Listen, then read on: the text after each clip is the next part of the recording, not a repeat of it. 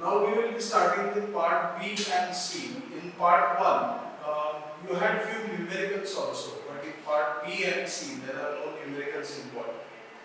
It's all theory. You have to know certain things about matter like center of gravity. You have to know certain things like motion, circular motion, uniform circular motion.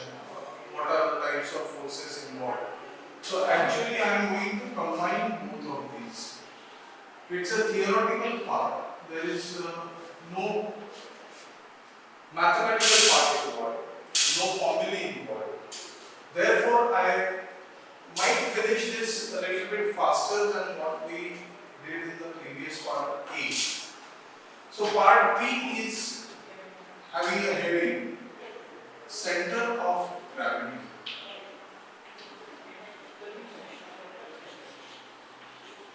See, what I expect you to do is note down certain points in your notebook. It is not necessary to read every example from the textbook. You can remember few examples. But for center of gravity, there is one table given. You have to remember all of it. I will tell you where it is, what is to be done. So center of gravity basically depends upon what force Earth exerts on the objects around. Because gravity is a word related to attraction due to Earth. We know that according to Newton's law of gravitation, every particle attracts every other particle. Now this force of attraction is applicable to microparticles as well as macroparticles. Micro means electrons, protons or amoeba or molecule, which must be seen under a microscope, which are very small. And macroscopic means very large like Earth. So now what we want to know is how the force of Earth, force due to Earth is exerted on object. See, if I consider this as one of the objects, it will contain large number of particles. Let us assume we have this as one particle whose mass is m1. So I am considering w1 as the weight. What we know is weight equal to m into g, where g is the gravitational acceleration, and it is equal to the force exerted by Earth on the object. That is what we call weight of the object. So let us assume there is first particle which is experiencing a force towards Earth. I have drawn very small Earth. Actually this object should be very small, but in order to understand, I have made it bigger. The weight of first particle is acting downwards towards the center of the Earth. Let us say the weight of the second particle is also in the downward direction. Another particle, weight W3, and I am considering one more particle, weight W4.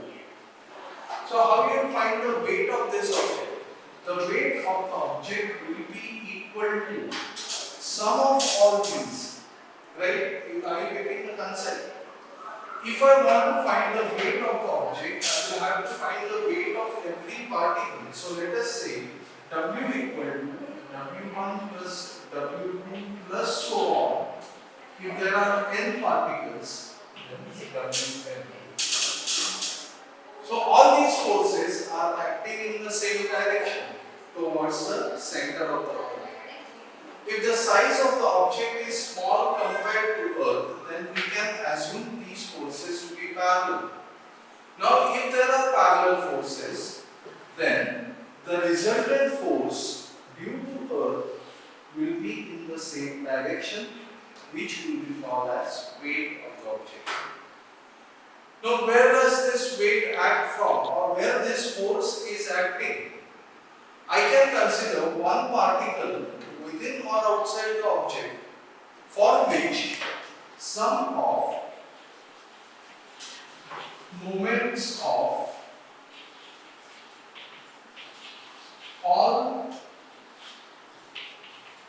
the weights about this point, about this point is 0. See, if I call this point as capital G, then sum of moments of these means that what? W1 into R1 plus W2 into R2 plus W3 into R3 plus W4 into R4. These are moments of weights. Now, these two are going to cause anti-clockwise moments. These two are going to do clockwise moments. If sum of all the moments, we have done this R bar cross F bar, if this is 0, sum of all the moments is 0, and the body is said to be in rotational equilibrium. So, this is a point within or outside the object. I will give you examples later on. Within or outside the object, where sum of all the moments of weights of individual particles of the body is always 0. It depends on what factor it depends. It depends, point number 1, on these points you have to remember. It depends basically upon distribution of mass, or you can in general call shape of the body. I'll give you an example of this. If you consider a thin wire, of certain length, its center of gravity will be point which is symmetrical about its length, that is midpoint of the wire. If I bend the wire to form a loop or a ring, which is the point of symmetry, it is not here now, it will be the center of the loop. So, the shape of the object may change the center of gravity. If a wire is considered, this is the center of gravity. If the same wire is converted into a loop, the center of gravity changes. Here it is within the object, here it is outside the object. Means, whichever center of gravity you are considering, there may be mass or there may not be mass. Here there is mass, here there is no mass. Or same thing is hollow and solid sphere.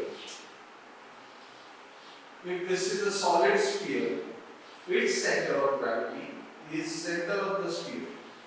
If you consider the hollow sphere, its center of gravity is also the center. Here material particles exist because the sphere is solid. Here material particles do not exist because sphere is hollow, there is nothing inside. So the first point that you must remember is the center of gravity depends upon the distribution of mass or shape of the object. Second point, it may be within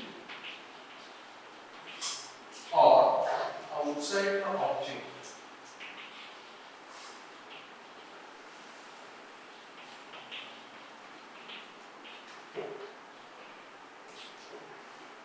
Third point, for better equilibrium or better balancing of the object, the center of gravity should be as low as possible. Means the center of gravity should be close to the surface of Earth. More closer the center of gravity, that much stable is that particular object.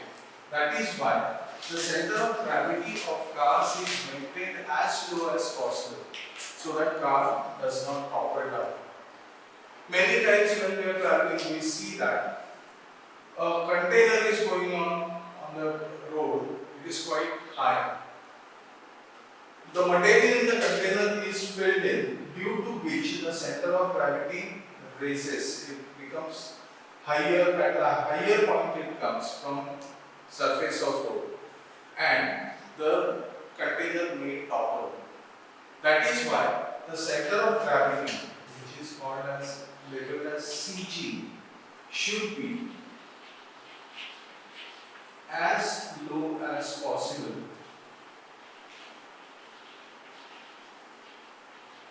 for better balance or equilibrium. These 3 points you should remember. If you deform an object, for example, if you have a rubber ball, its center of gravity is center, but if you compress it, the position of the center of gravity is going to change. So 4 points you must remember. Deformation of object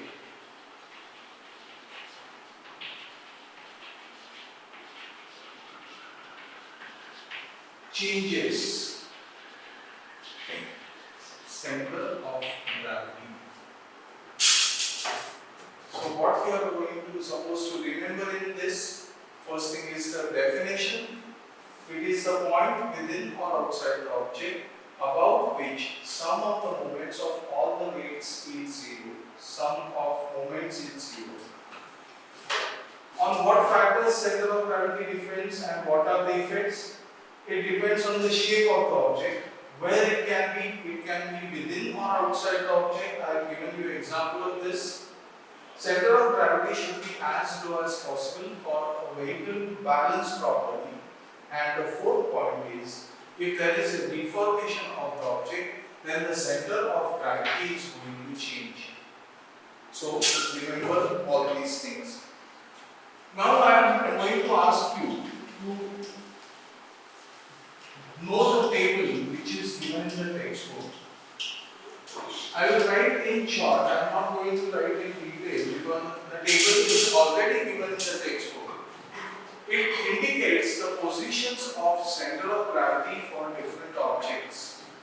If you have, say, number 1, uniform rod,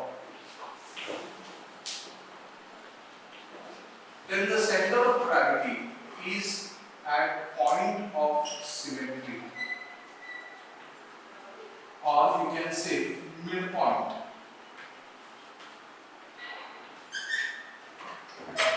Means I am telling you with a diagram. If this is the rod, the point I am drawing, which is at the center of the rod, that will indicate center of gravity.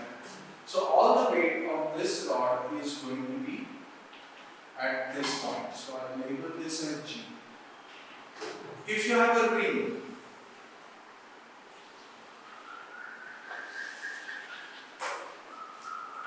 the center of gravity is at the center of the ring. I will write for all: ring, disc,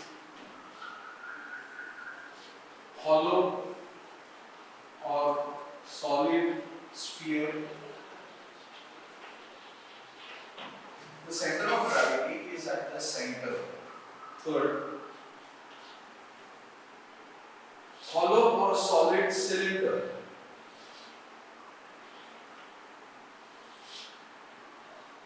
The center of gravity will lie here.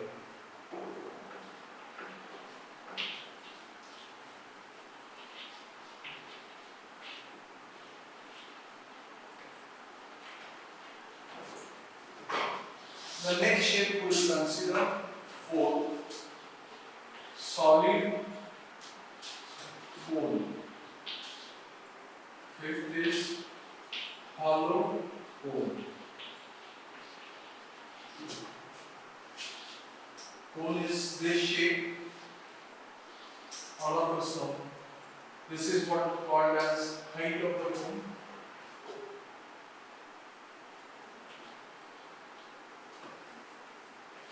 This is H for hollow cone.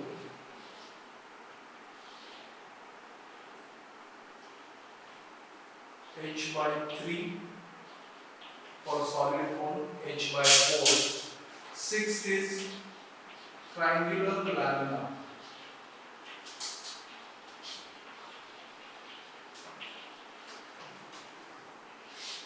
It may be scalene triangle or any type of triangle. It has its center of gravity at the intersection of the medians or centroid. Wherever the medians of all these sides meet, that is what is called as centroid. For this type of triangular lamina, center of gravity is at centroid. Then you can have all four shapes like this. 7 square, rectangle, parallelogram, rhombus. This is square. This is rectangle, parallelogram,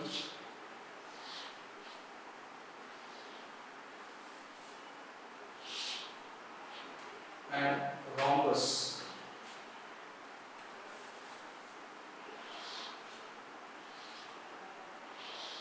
Or a kite.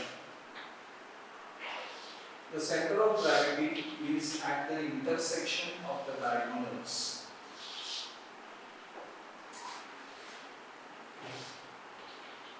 All these center of gravities you must know. Now, if you are an object, this is a question from your textbook exercise.